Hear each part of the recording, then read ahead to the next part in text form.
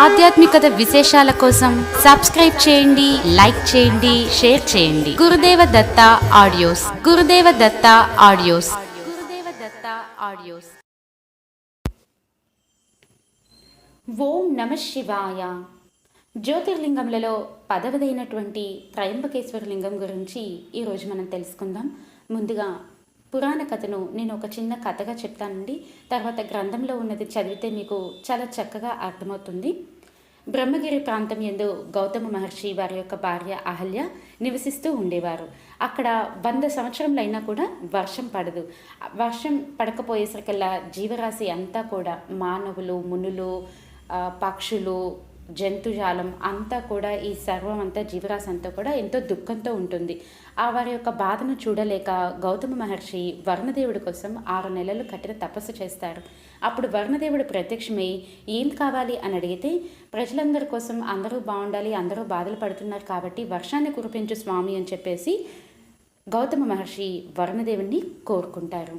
అయితే వరుణదేవుడు దానికి అంగీకరించరు.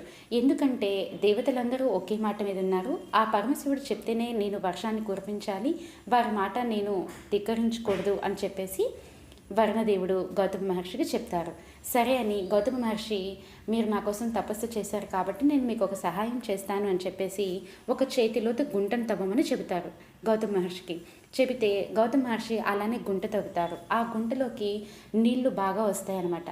వరుణదేవుడు గౌతమ మహర్షికి వరాన్ని ఇస్తారు. ఏమని, ఈ గుంటలోని నీరు ఎప్పటికీ కూడా అక్షయం అవ్వవు, ఎప్పుడూ అలానే ఉంటాయి అని చెప్పేసి వరాన్ని ఇస్తారు. అంతేకాకుండా ఇక్కడ ఈ తీర్థం, ఈ జలం నీకు తీర్థంతో సమానం అని చెప్పి, ఈ తీర్థం కూడా, ఈ జలం కూడా నీ పేరుతోటి ఈ జలాశయం ఖ్యాతి వహిస్తుంది అని చెప్పి చెప్తారు. తర్వాత ఆ జలంతో గౌతముడు ప్రతిరోజు కూడా సంధ్యావందనం, నిత్య నైమిత్తిక కర్మలు, ఆ జలాన్ని తీర్థంగా స్వీకరిస్తూ అక్కడ ఉన్నటువంటి ఆ చుట్టుపక్కల ధాన్యపు మొక్కల్ని, పుష్పాలు, పండ్లు అన్నింటినీ కూడా పండిస్తూ అందరికీ పెడుతూ ఉపకారం చేస్తూ ఉండేవారు. ఒకరోజు గౌతమ మహర్షి సంధ్యావందనం కోసం అని చెప్పేసి నీటి కోసం గౌతమ మహర్షి శిష్యులు ఆ కుండలం దగ్గరికి వస్తారు. వచ్చిన తర్వాత అక్కడ మునిపత్నుల భార్యలు ఆ నీటిని ఇవ్వడానికి ఇష్టపడరు. గౌతమ మహర్షి శిష్యులు వెళ్ళి అహల్యకు చెప్తారు. అప్పుడు అహల్య మాత ఈ మునిపత్నుల దగ్గరికి వచ్చి కొన్నిటిలోని నీళ్ళని తీసుకొని వెళ్తారు. అప్పుడు ఈ మునిపత్నులందరికీ కూడా అహల్య మీద కోపంతో, వారి మీద వ్యతిరేక భావనతోటి, వారి యొక్క భర్తలకి, మునులందరికీ కూడా ఎంతో చెడుగా చెప్పడం జరుగుతుంది. అప్పుడు వారందరూ కూడా మునిపత్నులు, మునులు అందరూ కలిసి వినాయకుడిని ప్రార్థన చేస్తారు. వినాయకుడికి హోమం చేసి ప్రార్థన చేసి వారిని రమ్మని చెప్తే వినాయకుడు వస్తారు. వచ్చిన తర్వాత వినాయకుడు ఏం వరం కావాలి మీకు అని అడిగితే, అప్పుడు మునిపత్నుల భార్యలు, మునులు అందరూ కలిసి గౌతమ మహర్షిని ఈ ఆశ్రమం నుండి పంపించేయండి అని చెప్పి కోరుకుంటారు. అప్పుడు వినాయకుడు ఇదంతా సరైనది కాదు అని చెప్పి చాలా మంచి మాటలు చెబుతారు అక్కడ. అయినా కూడా వారు వినరన్నమాట. వినకపోగా మేము చెప్పింది చెయ్యాలి అని చెప్పి వినాయకుడిని కోరుతారు. సరే అని స్వామివారు చేసేది ఏమీ లేక, నేను ఇలా చేసినా కూడా చివరికి గౌతమ మహర్షికి మంచి పేరు వస్తుంది, మంచి జరుగుతుంది అని చెప్పి చెప్తారు. ఇంకా అక్కడ ఉన్నటువంటి మునిపత్నులు, మునులు అందరూ కలిసి ఒకచోట అక్కడే దాక్కొని ఉంటారు. స్వామివారు ఏం చేస్తారా అని చెప్పి వినాయకుల వారు ఒక గోవు రూపం ధరించి గౌతమ మహర్షి తపస్సు చేసుకుంటున్న ప్రాంతానికి వెళ్ళి అక్కడ ఉన్నటువంటి చుట్టూతో ఉన్నటువంటి ఆ పొలంలో ఆవుగా మారారు కదా, వారు మేస్తూ ఉంటారు. గౌతమ మహర్షి ఆ ఆవుని చిన్న గడ్డి పరకతోటి అదిలిస్తారు. అలా అదిలించగానే ఆ గోవు చనిపోతుంది. అప్పుడు చుట్టుపక్కల ఉన్నటువంటి మునుల భార్యలు అందరూ కూడా అక్కడికి వచ్చి, నువ్వు గోహత్య చేశావు అని చెప్పేసి నీకు పాపం అంటుకుంది, నిన్ను చూడటమే మంచిది కాదు, నువ్వు ఈ రోజు చేసే నైమిత్తిక కర్మలు అది కూడా ఆచరించద్దు, ఇక్కడ నుండి వెళ్ళిపో అని చెప్పేసి చెప్తారు. వారు గౌతమ మహర్షి చేసేది ఏమీ లేక అందరూ బాగుండాలనే ఉద్దేశంతో అక్కడ నుండి వెళ్ళిపోతారు. వెళ్ళిపోయిన తర్వాత మరి ఆయన గౌతమ మహర్షి చాలా మంచి వ్యక్తి కదా, ఆయన శివుడికి అభిషేకం చేసుకోకుండా, సంధ్యావందనం చేయకుండా, రోజు చేసే నిత్య నైమిత్తిక కర్మలు చేయకుండా ఉండలేకపోయి చాలా బాధతోటి ఒక పక్షం రోజుల తర్వాత ఈ మునుల దగ్గరికి వచ్చి, నా ఈ పాపానికి పరిష్కారం చెప్పండి అని చెప్పేసి కోరుకుంటారు. అప్పుడు వీరు ఎంతో కష్టమైనటువంటి శివ పూజని చాలా చాలా చాలా కూడా పూజ అంతా కూడా చెబుతారు గౌతమ మహర్షికి. ఎందుకు అంటే చేయలేరు అని అనుకుంటారనమాట. అలా కష్టమైనవన్నీ కూడా చెప్తారు. కానీ గౌతమ మహర్షి అక్కడ వారు చెప్పినటువంటి పూజా విధానాన్ని అన్నింటినీ చేసి సాక్షాత్ ఆ శివ పరమేశ్వరుణ్ణి ప్రత్యక్షం చేసుకుంటారు. అప్పుడు స్వామివారు శివుడు ప్రత్యక్షమై ఏం వరం కావాలి అని అంటే, నాకు ఇలా గోహత్య పాపం చుట్టుకుంది, అదే కాకుండా ఇక్కడ ఉన్నటువంటి ప్రజలందరూ కూడా వర్షాలు లేక ఎంతో బాధపడుతున్నారు, మీరు ఇక్కడ వర్షాన్ని కురిపించండి, అలాగే నా పాపాన్ని తీసివేయండి అని చెప్పేసి గౌతమ మహర్షి స్వామివారిని కోరుకుంటారు శివుడిని. అప్పుడు శివుడు అంటారు, అసలు నీకు ఏ గోహత్య పాపం అంటుకోలేదు, ఇదంతా కూడా వాళ్ళ దుర్బుద్ధితో చేసిన పని, నీకు ఎంతో మహత్తర శక్తి ఉంది, ఒక్కసారి నువ్వు దివ్యజ్ఞానంతో అన్ని చూస్తే నీకు తెలుస్తుంది, కానీ నువ్వు అలా చూడలేదు, నువ్వు అంత మంచి మనిషివి, నువ్వేం బాధపడద్దు అని చెప్తారు. అయినా కూడా గౌతమ మహర్షి వాళ్ళ మీద ఎటువంటి బాధ ఎటువంటి కోపం ఏమీ లేకుండా, అయినా కూడా పర్వాలేదు, నాకు మంచి జరిగింది, ఎందుకంటే ఈరోజు మిమ్మల్ని నేను సాక్షాత్కరించుకున్నాను అంటే కేవలం వారి వల్లే కదా అది, కాబట్టి ఏం కాదు, నాకు మంచి జరిగింది అని చెప్పేసి వర్షాన్ని కావాలని స్వామివారి జటాజుటల్లో ఉన్నటువంటి గంగామాతను కిందకి రమ్మని చెప్పి గౌతమ మహర్షి వేడుకుంటారు. అప్పుడు వెంటనే స్వామివారి తల పైనటువంటి గంగామాత కిందకి వస్తారు. కిందకి వచ్చిన తర్వాత సరే అని స్వామివారిని శివుడిని కోరుకుంటారు. ఏమని, నేను ఉన్న ఈ ప్రదేశంలోనే మీరు కూడా జ్యోతిర్లింగంగా వెళ్ళండి స్వామి అని చెప్పి గంగామాత కోరుకుంటారు. గంగామాత కోరుకున్నప్పుడు స్వామివారు ప్రత్యక్షమైనప్పుడు అక్కడికి దేవతలందరూ వస్తారనమాట. స్వామివారు జ్యోతిర్లింగంగా వెలుస్తారు. అప్పుడు దేవతలందరూ కూడా అక్కడికి వచ్చేసారు కదా. అప్పుడు గౌతమ మహర్షి అడుగుతారు, మీ అందరూ కూడా ఈ తావులోనే ఉండండి, ప్రజలు ఎవరైతే ఇబ్బంది పడుతున్నారో వారందరి యొక్క సమస్యల్ని తీర్చేయండి అని చెప్పేసి చెప్తారు. అప్పుడు దేవతలందరూ కూడా, మాకు ప్రతిరోజు ఇక్కడ అలా ఉండటం కుదరదు, మేము పుష్కరాలకి సమయంలో వస్తాం, మేము ఆ పుష్కరాలప్పుడు ఎవరైతే ఈ నదిలో ఇక్కడ స్నానం చేసి వీరిని దర్శించుకుంటారో ఆ 11 సంవత్సరాలు చేసిన పాపాలన్నింటినీ కూడా నేను తీసివేస్తాను అని చెప్పేసి స్వామివారు ఆ దేవతలందరూ కూడా గౌతమ మహర్షికి చెప్తారు. స్వామివారు అక్కడ త్రయంబకేశ్వర లింగంగా ఆవిర్భవిస్తారు. బ్రహ్మ విష్ణు మహేశ్వరుల ముగ్గురు కలిసి అక్కడే ఆ చెట్టు ఉన్నారని చెప్పేసి స్వామివారికి త్రయంబకేశ్వర లింగం అని పేరు వచ్చింది. గంగామాత కిందకి వచ్చి గౌతమ ముని కోరిక మీదకి రావడం జరిగింది కాబట్టి గౌతమి నది అని, గోదావరి అని పేరు రావడం జరిగింది. తర్వాత ఈ జ్యోతిర్లింగాన్ని దర్శించుకోవడం వల్ల ఎటువంటి ఫలితాలు కలుగుతాయంటే, ఎంతటి పాపాత్ములైనా సరే, ఎంతటి పాపాలు చేసినా సరే అవన్నీ కూడా ఇక్కడ స్వామివారిని దర్శించుకోవడం చేత అవన్నీ కూడా నశిస్తాయన్నమాట. గౌతముడు దర్భకొనతో చేసిన గుండాన్ని కుశావర్తం అని పేరు. ఇక్కడ మొట్టమొదటిసారిగా గౌతమ దంపతులు స్నానం చేసిన తర్వాత అక్కడ ఉన్నటువంటి మునులు అందరూ కూడా స్నానం చేసి వారి యొక్క పాపాన్ని పోగొట్టుకున్నారనమాట. స్వామివారి ప్రత్యక్షం అయిన తర్వాత ఇక్కడ మన ఉన్నటువంటి కుశావర్తం గుండంలో మనం వెళ్ళినప్పుడు కూడా స్నానం చేసి అక్కడ మనకున్నటువంటి జన్మాంతరాల పాపాలన్నింటినీ కూడా తొలగించుకోవచ్చు. ఇక్కడ చేసేటువంటి దానము, హోమము, తపస్సు, దైవ పూజలు, పితృవుల కోసం శ్రాద్ధములు పెడతాం కదా, అవన్నీ కూడా ఎంతో ఎంతో ఎంతో ఎంతో ఫలితాన్ని ఇస్తాయి. అక్కడ చేసే ఏ చిన్న దానమే కూడా అక్షయంగా మిగిలిపోతాయి. అక్షయం అంటే క్షయము, నాశనం లేనిది అనమాట. అంటే శాశ్వతంగా ఎప్పటికీ కూడా మంచిగా ఉండిపోతాయి. ఎంత చిన్న దానమైనా ఎక్కువ కోటి రెట్ల ఫలితాన్ని ఇస్తుందన్నమాట. ఈ గొప్ప గొప్ప పాపాలన్నింటినీ కూడా ఈ తీర్థాన్ని దర్శించి స్నానం చేసి స్వామివారిని భక్తితో పూజించడంతో పాపాలన్నీ నశిస్తాయి. భక్తి భావంతో ఈ త్రయంబక లింగములు దర్శించి పూజించి స్తుతించి వందనం చేసిన సకల పాపములు తొలగిపోవును. ఈ త్రయంబకేశ్వర లింగోద్భవం పుష్కర ప్రధానాలు విన్నా, చదివినా, తెలుసుకున్నా గౌతమి స్నానఫలం సిద్ధిస్తుంది అని చెప్పేసి ఈ యొక్క ముఖ్యమైనటువంటి కథ అండి.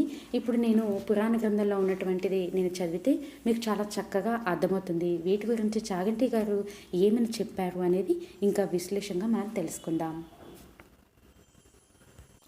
త్రయంబకం గౌతమీ తటే అని మనం అంటూ ఉంటాము. సహ్యాద్రి శీర్షే విమలే వసంతం గోదావరి తీర పవిత్ర దేశే యద్దర్శనాత్ పాతకమాసు నాశం ప్రయాతీతం త్రయంబకమీశమీడే. త్రయంబకుడు తనను దర్శనం చేసిన వారిని రక్షించే స్వభావం కలవాడు. ఆయనను స్మరించిన వారిని, ఆయనను నమ్మిన వారిని సర్వకాలములయందు రక్షించే స్వరూపం ఉన్నవాడు. ఇప్పటి వరకు చదివిన స్వయంభూలింగముల విశేషం ఒకలా ఉంటుంది. త్రయంబకేశ్వరుడి దగ్గరకు వచ్చేటప్పటికి ఇది ఒక్కటి ఒకలా ఉంటుంది. ఈశ్వర సౌలభ్యం ఎంత గొప్పదో ఒక మహాభక్తుని జీవితం కూడా అంతే గొప్పది. భక్తుని జీవితం పవిత్రమైన నది వంటిది. ఈశ్వరుని నమ్ముకున్న నిరంతరము ఈశ్వరానుసంధానముగా జీవితము గడిపే ఒక పరమ భక్తుని కథను వినడం వల్ల ఈశ్వరుడు మిక్కిలి ప్రీతి చెందుతాడు. ఈశ్వరుడు కేవలం భక్తుల కథలు వినడం చేతనే ద్విగుణీకృతమైన ప్రేమను ఆవిష్కరిస్తాడు. ఇప్పుడు మీరు చదవబోయేది కేవలం ఒక లింగము ఆవిర్భవించిన కథ కాదు. గౌతమ మహర్షి జీవితమును, ఆయన శీలమును, ఆయన గొప్పతనమును మీరొక్కసారి విహంగ వీక్షణంగా ఇందులో చూస్తారు. చూసినప్పుడు ఒక భక్తుని జీవితము, ఒక మహాభక్తుని చారిత్రము ఎలా ఉంటాయి అనేది మీకు బాగా అవగతం అవుతుంది. ఇప్పుడు మీరు వినబోయే త్రయంబకేశ్వర లింగం అటువంటిది. అక్కడి శివలింగము గొప్పదా లేక గౌతముడు గొప్పవాడా అని ఒకలా ఆలోచించి చూస్తే ఇక్కడ మాత్రం గౌతముడే గొప్పవాడని అనిపిస్తుంది. మిగిలిన లింగముల దగ్గర ఒక లింగము కానీ 2 లింగములు కానీ ఆవిర్భవించాయి. త్రయంబకం విషయంలో అలా కాదు. ఒక నది, ఒక శివలింగం ఆవిర్భవించాయి. మనం తెల్లవారు లేస్తే ఏ నదీ జలములు త్రాగి బ్రతుకుతున్నామో ఆ నదిని తీసుకువచ్చిన మహాపురుషుని చరిత్ర ఇప్పుడు మనం చదవబోతున్నాము. సంస్కృతంలో భవతి అని ఒక పదం ఉంది. భవతి అనగా ఉన్నాను అని అర్థము. ఇవాళ మనం అందరం ఉన్నాము అని చెప్పడానికి కారకుడు గౌతమ మహర్షి. ఆయన తెచ్చిన గోదావరి నీళ్ళనే మనం తాగుతున్నాము. ఒకలా చూస్తే లింగ ఆవిర్భావం కన్నా మహాత్ముని జీవితమే గొప్పది. ఆ చరిత్ర మీ జీవితమునకు కూడా ఒక కొత్త కోణమును చూపుతుంది. గౌతముడు చాలా గొప్ప మహర్షి. ఆయన గురించి ఎంత చెప్పినా తక్కువే. అటువంటి గౌతమ మహర్షి తన శిష్యులతో కలిసి ప్రతిరోజు శంభులింగ ఆరాధనము చేస్తూ ఉండేవాడు. గౌతముడు తను ఆరాధన చేసినటువంటి లింగమునకు శంభులింగము అని పేరు పెట్టాడు. చాలామంది శిష్యులు ఆయనను అనుసరించి ఉండేవారు. వాళ్ళందరికీ అనేకమైన శాస్త్రములను బోధ చేస్తూ బ్రహ్మగిరి అనే ఒక పర్వత శిఖర పాదముల నందు ఆశ్రమమును నిర్మాణము చేసుకొని ఆ శంభులింగ ఆరాధన చేస్తూ పరమ పవిత్రమై యజ్ఞవేదియందు ఉన్న అగ్నిహోత్రము ఎంత పవిత్రమో అంత పవిత్రమైన జీవితమును ఆయన గడుపుతున్నాడు. ఇలా నడుస్తూ ఉండగా కొంతకాలమునకు అనావృష్టి వలన భయంకరమైన క్షామం వచ్చింది. వర్షములు పడలేదు. ఎక్కడా నీరు లేదు. శాస్త్రంలో నీరు చాలా గొప్పది. నీరు లేకపోతే మొట్టమొదట పాడైపోయేది ధర్మము. నీరు లేకపోవడం వలన ధర్మము లోపించిపోతుంది. నీరు ఈ లోకమును మనిషిని నిలబెడుతుంది. కాబట్టి నీరు చాలా గొప్పది. అటువంటి నీరు భూమి మీద ఎందుకు సమృద్ధిగా దొరకదు? దీనికి లింగ పురాణం సమాధానం చెబుతుంది. భవ అంటే బతికించువాడు. నీటి రూపంలో ఉండి ఆయన అన్ని జీవులను బతికిస్తాడు. ఆయనకు ఆగ్రహం కలిగిందంటే వర్షపు చుక్క పడదు. ఇప్పుడు నీళ్లను కొనుక్కొని త్రాగే రోజులు వచ్చాయంటే మనం ఎంతగా శివానుగ్రహమునకు దూరమైపోతున్నామో ఆలోచించండి. ఒకనాడు ఇలాగే లోకము శివానుగ్రహమునకు దూరమైంది. దానినే క్షామము అని పిలిచారు. ఇప్పటికీ లోకమునందు నీరు లేకపోతే శివలింగమునకు సహస్ర ఘటాభిషేకము అని చేస్తారు. చేస్తే మళ్ళీ వర్షములు పడతాయి. లోకంలో నీరు లేదు. క్షామం వచ్చేసింది. ఎక్కడ చూసినా అనావృష్టి. ఇటువంటి పరిస్థితిలో ఒక్కొక్కడు ఎక్కడ నీరు దొరుకుతుందో అక్కడికి వెళ్ళిపోతున్నాడు. తనకి ఉన్న సంపదనంతా వదిలేస్తున్నాడు. అన్నింటినీ వదిలేసి గుక్కెడు నీళ్లు దొరికే చోటుకి వెళ్ళిపోతున్నాడు. భయంకరమైన అనావృష్టి చేత లోకం బాధపడిపోతుంది. ఇటువంటి అపారమైన బాధ చేత లోకంలో ఉన్నవాళ్ళు అందరూ వెళ్ళిపోతున్నారు. దీనిని గౌతముడు చూశాడు. చూసి అయ్యయ్యో ఇలా అయిందేమిటి, నేను ఎలాగైనా ఈ లోక బాధను తీర్చే ప్రయత్నం చేస్తాను అన్నాడు. ఈ లోకము ఈశ్వర స్వరూపము అని భావించాడు. కాబట్టి లోకము బాధపడితే అది ఈశ్వరుని బాధ అని భావించాడు. కాబట్టి తాను లోకమును రక్షించాలని అనుకున్నాడు. శ్రీ కావ్యకంఠ గణపతి ముని అది తన పూజలో అంతర్భాగమని తలంచాడు. ఇది ఆయన చేసిన శంభులింగ ఆరాధనం. కాబట్టి ఇప్పుడు ఆయన జలముల యొక్క అధిదేవతను గురించి తపస్సు చేశాడు. మీకు ఏ అవసరం వస్తే ఆ అవసరాన్ని తీర్చగలిగిన వారి దగ్గరికి వెళ్ళాలి. ఇంట్లో దొంగలు పడితే ఫైర్ ఆఫీస్కి వెళ్ళకూడదు కదా. లోకం కృతజ్ఞతతో ప్రవర్తిస్తోంది. కృతజ్ఞులైన వారికి ఎందుకు ఉపకారం చేయాలి? వీళ్ళ బుద్ధి మార్చాలంటే నేను వీళ్ళకి శిక్ష వేయాలి. తండ్రి కొడుకును మార్గంలోకి తేవడానికి ఎలా శిక్షిస్తాడో అలా నేను శిక్షించాలి. కాబట్టి మీరు వర్షించకండి అని జలాది దేవత అయిన వరుణుడు మేఘములకు ఆజ్ఞాపించి, నీవు తపస్సు చేశావు, నేను సంతోషించాను. కానీ నేను మాత్రం వర్షించడం కుదరదు, జల సమృద్ధిని లోకమునకు ఇవ్వను అని చెప్పాడు. వరుణుడు అన్నాడు, నేను వర్షములను కురిపించను, కానీ నీకు ఒక ఉపకారం చేస్తాను. ఎవడి భయం వలన ఈ వాయువు వీస్తుందో, ఎవడి భయం వల్ల ఈ సముద్రుడు దాటి భూమి మీదకి రాడో, ఎవని భయం వల్ల అగ్నిహోత్రం వంట చేసి ఉపకారం చేస్తుందో, వాడి భయం వల్లనే నేను కూడా నీటిని తేలేను. కానీ నీవు గొప్ప తపస్సు చేశావు, నీరు కావాలని నన్ను అడిగావు. లోకమునంతటికీ నేను నీరు ఇవ్వలేను. అలా చేస్తే ఈశ్వర శాసనోల్లంఘనము జరుగుతుంది. నీకు నీటిని ఒకలా ఇస్తాను. నీళ్లు తెచ్చే పనిని నా మీద పెట్టకు. నీవు ఒక చిన్న గుండం తవ్వు, నేను అందులో నీళ్లు పోస్తాను.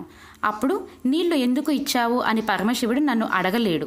గౌతముడు మహాతపస్వి కాబట్టి ఆయనకు మాత్రం ఒక కుండంలో నీళ్లు పోసానని చెబుతాను. నువ్వు ఎంత కుండం తీయగలవో అంత కుండం తీయి, నేను అందులోకి నీరు పోస్తాను. నీకు ఒక వరం ఇస్తాను, ఆ కుండం ఆరదు, అందులో ఎప్పుడూ నీళ్లు ఉంటాయి. నీవు మీ ఆవిడ ఈ నీళ్లను తీసుకువెళ్ళి ఎన్ని ఎకరములకు పోయగలరో అన్నింటికీ పోసుకోండి. ఎన్ని పంటలు పండించుకోగలరో పండించుకోండి. ఎంతమందికి అన్నం పెట్టగలరో పెట్టుకోండి. తడి ఉంటేనే కదా పంటలు పండుతాయి, నీరు ఉంటేనే కదా దాహం తీరుతుంది. ఇందులో నీరు తరిగిపోకుండా నేను చూస్తాను అన్నాడు. అప్పుడు గౌతముడు, ఇంతకన్నా నాకు అదృష్టం ఎక్కడ ఉంటుంది? నేను లోకమునకు జలవృష్టిని ఇప్పిద్దామనుకున్నాను, నీవు కుండల్లో నీరు పోస్తానని చెప్పావు. పంటను నన్ను పండించమన్నావు, నేను ఎంతో అదృష్టవంతుడిని. ఇంతమందికి అన్నం పెట్టే అదృష్టం కలిగితే ఇంతకన్నా నాకు ఏమి భాగ్యం కావాలి? తప్పకుండా అలా చేస్తాను అన్నాడు. అని తన భార్య అయిన అహల్యతో కలిసి ఒక గుండం తవ్వాడు. అహల్య గొప్ప పతివ్రత. వరుణుడు వారు తవ్విన గుండంలో నీరు నింపాడు. అప్పుడు గౌతముడు, అహల్య కలిసి ఈ నీటిని పట్టుకు వెళ్ళి సేద్యం చేసి అనేకమైన పంటలు పండించారు. వారిద్దరూ కలిసి అన్ని రకముల పంటలు పండించారు. పెద్ద తోటలు వేశారు. నీళ్లు పట్టుకు వెళ్ళి సేద్యం చేసి ఇవన్నీ పండించారు. వాళ్ళు పువ్వులను కూడా పెంచారు. అనేక ఫలజాతుల మొక్కలను, కూరగాయలను, పంటలు పండించి వర్ణగుండంలోంచి నీరు తీసుకువచ్చి ఇద్దరూ కలిసి అన్నరాసులను వండేవారు. ఎన్నో కూరలను వండేవారు. ఆయన తపస్సు అటువంటిది. అగ్నిహోత్రుడు ఆయన దగ్గర అలా పనిచేశాడు. ఈ విధంగా ఆ క్షామ సమయంలో అందరికీ ఉచితంగా భోజనం లభించింది. అక్కడి ప్రజలందరూ గౌతమ మహర్షి ఆశ్రమమునకు వెళ్ళి చక్కగా ఆ పెట్టిన పదార్థములన్నింటినీ తినడం ప్రారంభం చేశాడు. ఇంకా అందరూ గౌతమునితో బంధుత్వం కలదని చెప్పుకోవడం ప్రారంభించారు. గౌతమునితో రకరకాల సంబంధములు పెట్టుకున్నారు. ఇంతమంది చుట్టాలు ఉన్నారని గౌతమ మహర్షికి కూడా తెలియదేమో. వీళ్ళు అంతకు మునుపు ఎప్పుడూ గౌతమ మహర్షికి కనపడలేదు. ఇప్పుడు క్షామం కదా, ఎంతెంత దూరపు చుట్టరికములో ఎంతెంత దగ్గరగా చెప్పారో చూడండి. చెప్పి వీళ్ళందరూ ఆయన దగ్గరికి చేరారు. ఒకరోజు తెల్లవారుజామున గౌతమ మహర్షి శివలింగమునకు అభిషేకం చేయాలి, సంధ్యావందనం చేసుకోవాలి. ఒక పాత్రను ఒక దానిని శిష్యులకిచ్చి వర్ణగుండంలోకి వెళ్ళి నీళ్లు పట్టుకురండి, నేను సంధ్యావందనం చేసుకొని శివలింగమునకు అభిషేకం చేసుకుంటాను అన్నారు. వాళ్ళు ఆ పాత్ర పట్టుకొని నీళ్లు తేవడానికి వెళ్ళారు. అదే సమయమునకు మునుల భార్యలు అక్కడికి స్నానం చేయడానికి వచ్చారు. ఆడవారు స్నానం చేయడానికి వచ్చినప్పుడు వాళ్ళు స్నానం చేశాక నీళ్లు పట్టుకుందాములే అని అక్కడ నిలబడటం బ్రహ్మచారికి దోషం అవుతుంది. కాబట్టి అమ్మలారా, మా గురువు సంధ్యావందనమునకు లింగార్చనకు మమ్మల్ని కుండతో నీళ్లు తెమ్మన్నారు. మీరు ఒక్కసారి అలా పక్కకి తొలగితే మేము ఆ నీళ్లు పట్టుకుని వెళ్ళిపోతాము అని చెప్పారు. అలా అనేసరికి ఆ స్త్రీలు అన్నారు, మీకు ఎంతటి మిడిసిపాటు వచ్చింది, మీకు ఎంత గర్వం వచ్చింది. ముని పత్నులమైన మేము స్నానానికి వచ్చాము. మా స్నానం కన్నా గౌతముడికి సంధ్యావందనము అభిషేకము ఎక్కువయ్యాయా? ఇక్కడ నుండి ముందు గౌతముడికి నీళ్లు వెళ్ళాలా? ఏమీ అంత గర్వం వచ్చిందా గౌతముడికి అని అడిగారు. మీకు ఇంత అహంకారమా? మేము ఎక్కడ స్నానం చేయాలి? సంధ్యావందనమా, అభిషేకమా? గౌతముడు అంత గొప్పవాడైపోయాడా ఏమిటి? అవతలికి పోండి అన్నారు. వాళ్ళు అలా అని చెరచెర అక్కడి నుండి బయలుదేరి తమ భర్తల దగ్గరకు వెళ్ళే ప్రయత్నం చేస్తున్నారు. ఆ మాటలకు శిష్యులు చిన్నబుచ్చుకొని ఖాళీ కుండంతో తిరిగి వచ్చారు. గురువుగారి దగ్గరకు వెళ్ళి ఈ మాట చెబితే గురువుగారు నొచ్చుకున్నట్లయితే దానికి మేము కారణం అవుతాము.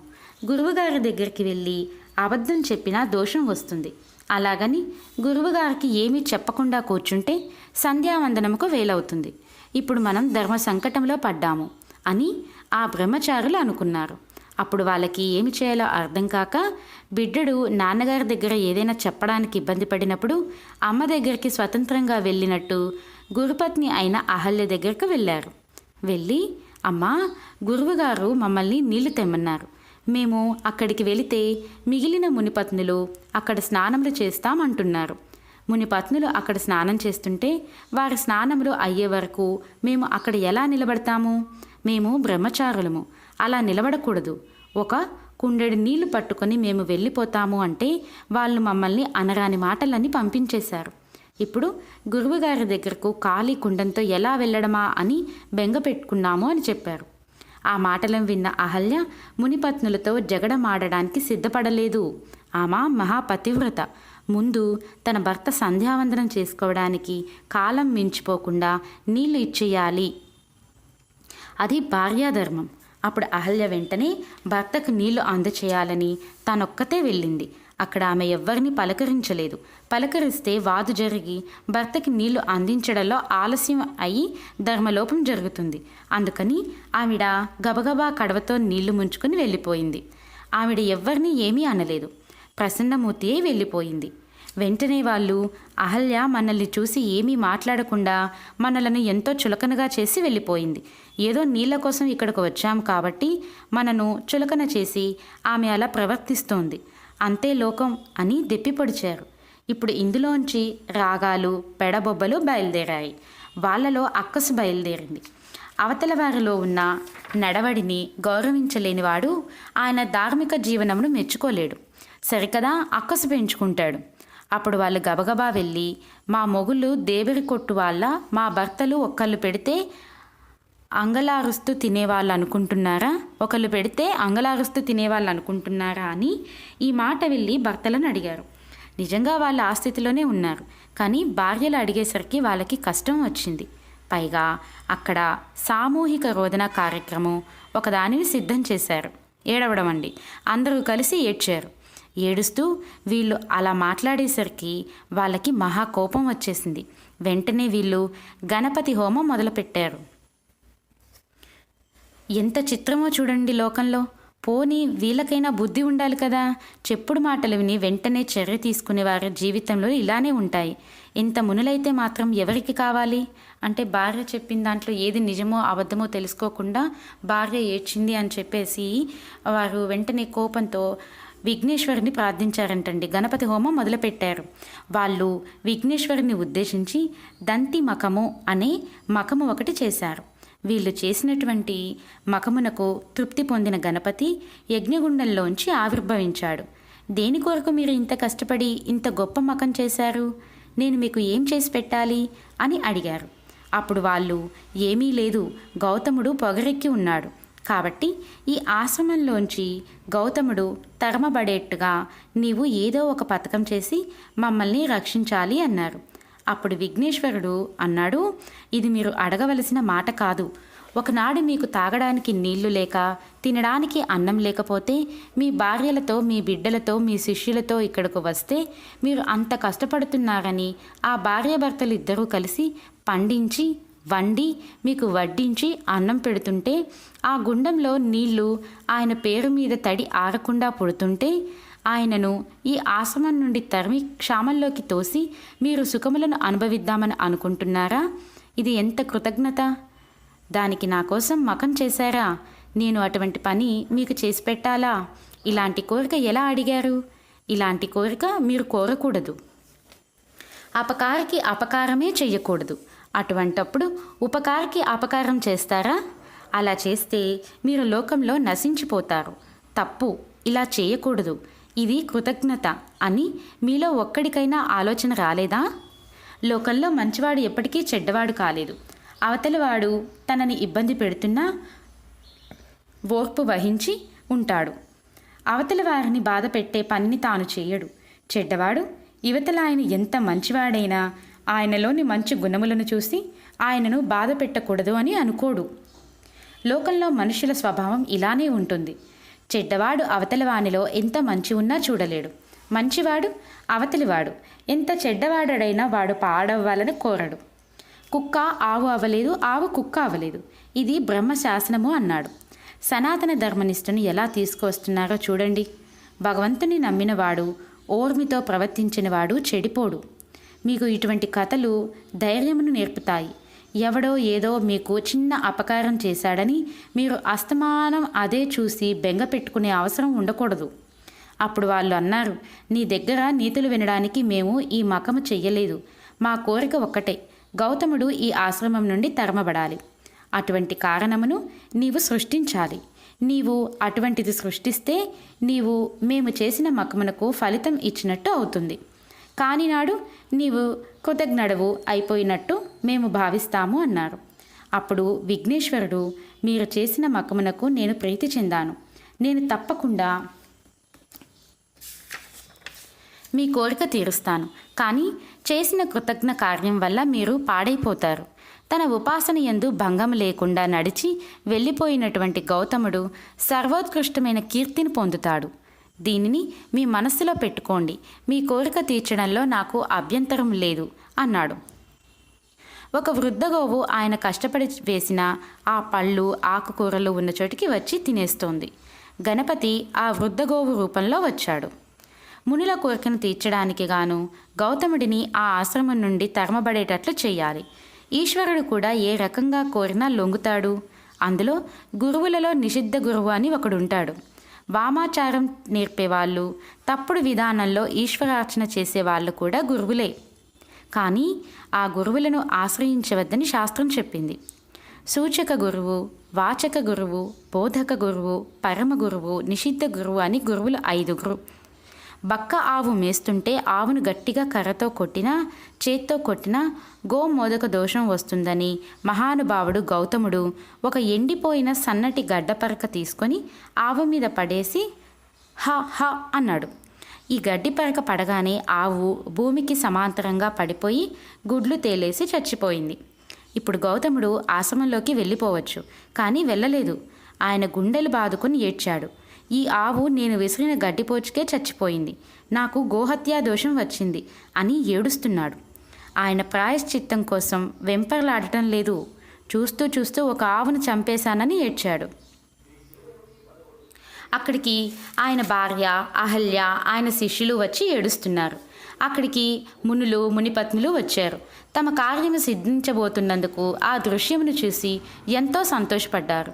ఏమైందని గౌతముడు అడిగారు. గౌతముడు జరిగింది చెప్పాడు.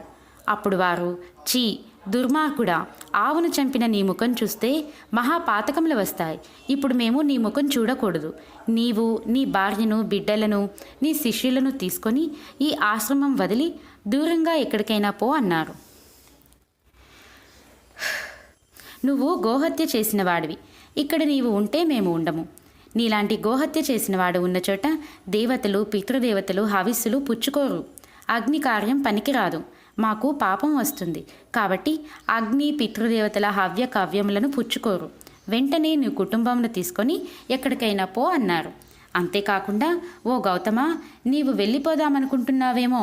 వెళ్ళిపోవడం కాదు, ఈ వేళ నుండి నీవు అగ్ని కార్యం చేయకూడదు, దేవతలను ఆరాధించకూడదు, పితృదేవతలకు ఏ విధమైన పూజలు చేయకూడదు.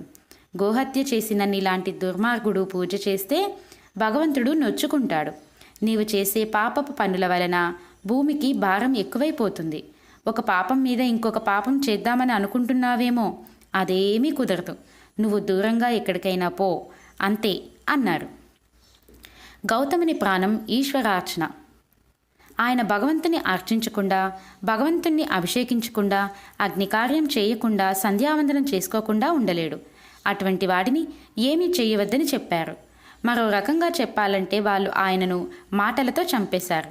ఇంత బాధ పెట్టే మాటలు మాట్లాడితే ఆయన లేచి నిలబడి అన్నారు, అయ్యో నేను తప్పకుండా వెళ్ళిపోతాను, నేను ఇక్కడ ఉండను, వెళ్ళిపోతున్నాను అని మహానుభావుడు అక్కడి నుండి వెళ్ళిపోయాడు.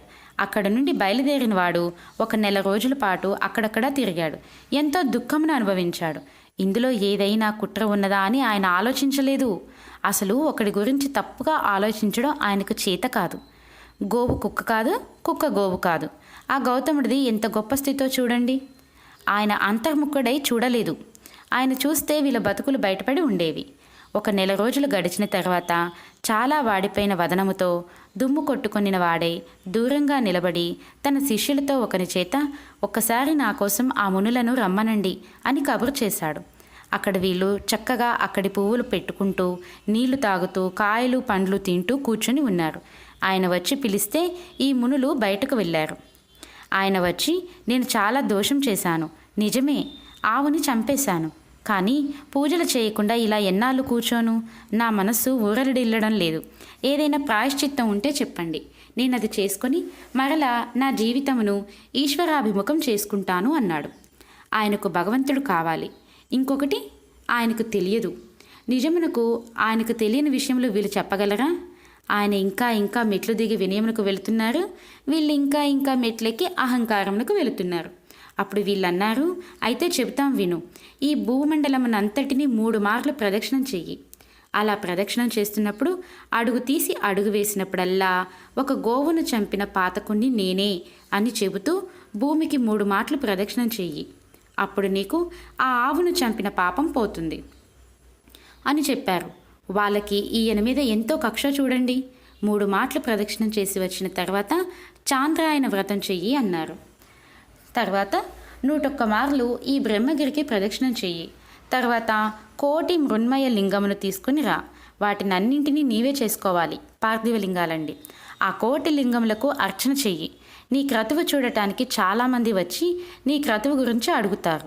వారందరికీ ఆవును చంపడం వల్ల ఈ క్రతువు చేస్తున్నాను అని చెప్పు. ఆ విధంగా చెయ్యి అని చెప్పారు. గౌతముడు వారి మాటలు విని తెల్లబోయాడు. ఒకవేళ నీవు అలా చేయలేకపోయినట్లయితే ఇంకొక పద్ధతి చెబుతాము, అలాగా చెయ్యి అని చెప్పారు. వెళ్ళి కూర్చొని శంకరుని గూర్చి తపస్సు చెయ్యి.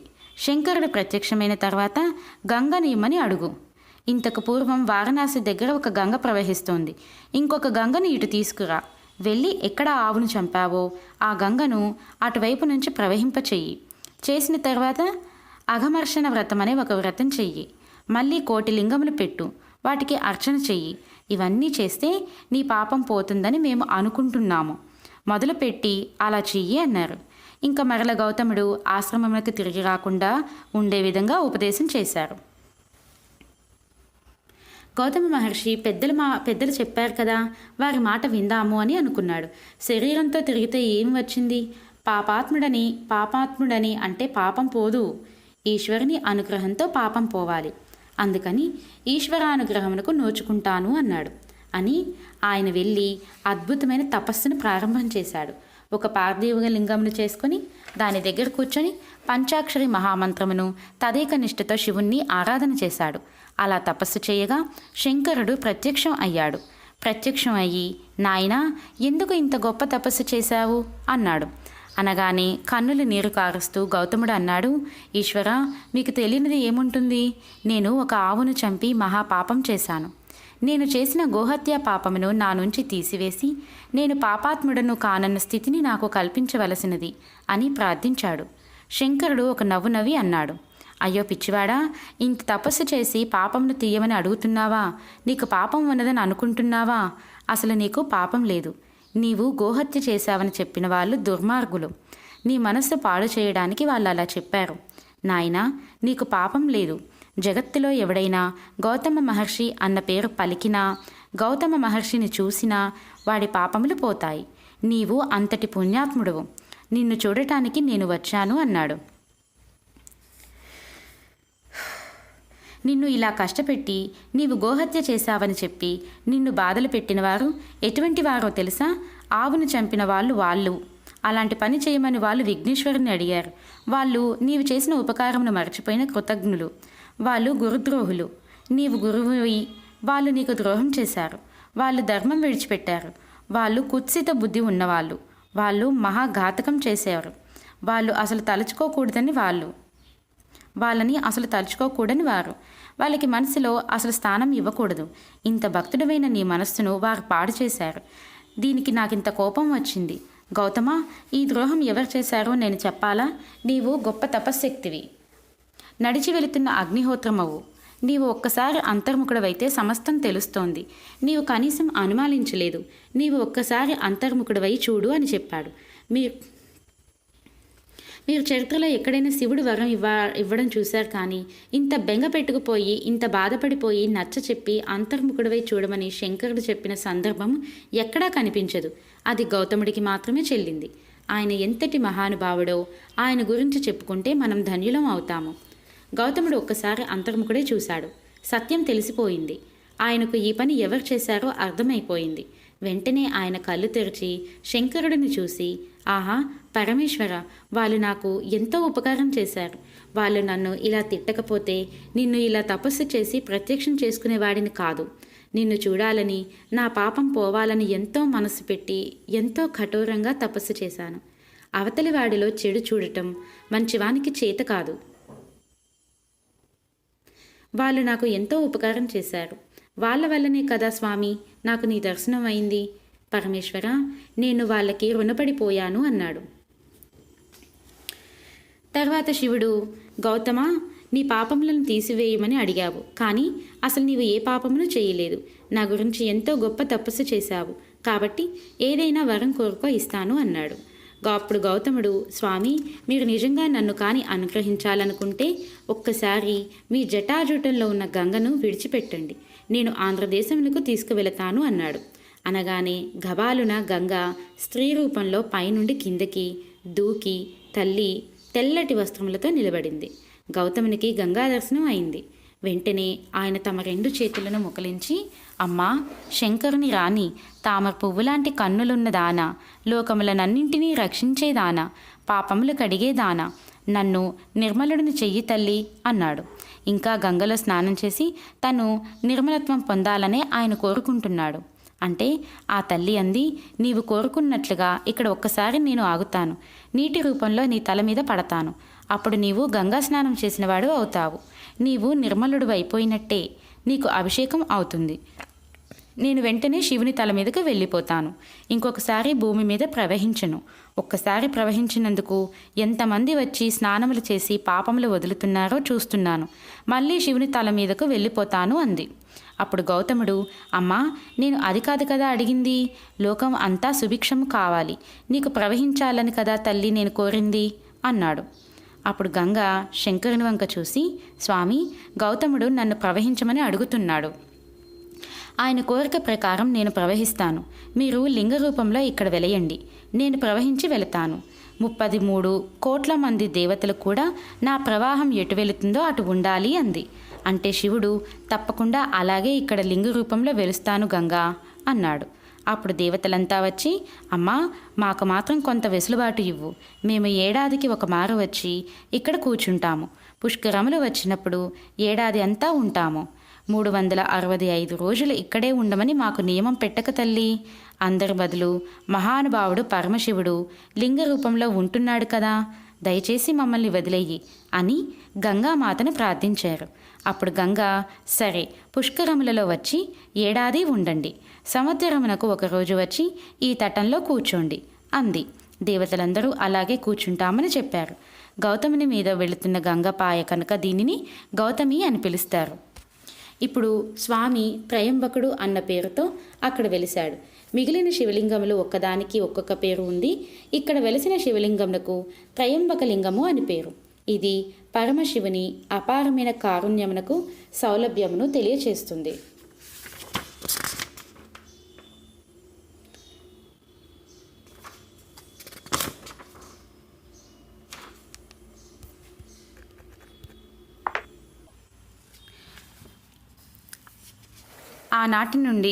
ఆనాడు మహారాష్ట్రలో త్రయంబకేశ్వరుడు అని పిలువబడుతూ గౌతమి తటి ఒడ్డునే మనం చూస్తున్నది. ఆయన త్రయంబకుడు అనగా 3 కన్నులు ఉన్నవాడు. సమస్త దేవతా స్వరూపములయందు 3 కన్నులు ఉన్నవాడు మహాదేవుడు ఒక్కడే. 3 కన్నులు ఉండటం విషయంలో మీరొకటి బాగా జ్ఞాపకం పెట్టుకోవాలి. కాలాహార, కామహార ఈ 2 దానియందు ఉన్నాయి. తల్లిదండ్రుల కామము మన జననమునకు హేతువు. మన శరీరము పడిపోవడానికి కారణము కాలము. కాలము వలన పడిపోతారు. కామము వలన మరలా ఉపాధి తీసుకుంటారు. కాలమును కామమును రెండింటినీ హరించగలవాడు, అంటే మీరు మరలా ఇంకొక అమ్మ కడుపులో పుట్టవలసిన అవసరం లేకుండా చేయగలిగినవాడు, వాడు 3 కన్నులు ఉన్నవాడు. అందుకే మనం శివలింగమును ఆరాధన చేస్తూ ఒక మాట చెబుతాము. త్రిదలం త్రిగుణాకారం త్రినేత్రం చ త్రియాయుషం త్రిజన్మ పాప సంహారం ఏకబిల్వం శివార్పణం అంటాము. త్రియాయుషం అంటే ఏమిటో తెలుసా అండి? ఈ మాట చెప్పి మారేడు దళం వేస్తే 3 ఆయుర్దాయములను చూసేటట్లు చేస్తాడు. ఒక ఆయన వార్ధన్యంలోకి వచ్చేసాడంటే ఆయన బాల్యము, కౌమారము, యవ్వనము ఈ 3 దశలను చూశాడన్నమాట. అనగా మరలా పుట్టవలసిన అవసరం ఉండదు, మళ్ళీ కాలంలో పడిపోవలసిన అవసరం ఉండదు. శివుడు అటువంటి స్థితిని మీకు ఇయ్యగలిగినవాడు. ఇది వినగలిగిన వాడికి మీ కోరికలను తీర్చడం పెద్ద లెక్క కాదు. ఆయన మీ కోరిక ఏదైనా సరే దానిని తీర్చగలడు. కాబట్టి ఇప్పుడు గౌతమి తటి యందు వెలసిన త్రయంబక లింగము అంత గొప్ప లింగము. ఆ త్రయంబకుడిని ఒక్కసారి చూసి 3 కన్నులు ఉన్నవాడా మహాదేవా అని స్మరిస్తే, నమస్కరిస్తే చాలు, మీకింత ఫలితమును ఇచ్చేస్తాడు. ఇంతటి మహాపురుషుడు లోకమునందు ద్వంద్వ భావములు లేకుండా అంతటా ఈశ్వరుణ్ణే చూస్తూ శంభులింగ ఆరాధన ఫలితముగా జీవితమును అలా మార్చుకొని భగవంతుడిని భూమి మీదకు తీసుకువచ్చి తన విరోధులను ఈశ్వరుడు తిట్టేటంత కోపము ఆయనకు కల్పించి ఒక నది ప్రవహించేటట్టు చేసి ఆనాటి నుంచి ఈనాటి మన వరకు బతుకుతున్నామంటే ఇన్ని క్షేత్ర ఆధ్యాత్మికత విశేషాల కోసం సబ్స్క్రైబ్ చేయండి, లైక్ చేయండి, షేర్ చేయండి. గురుదేవ దత్త ఆడియోస్.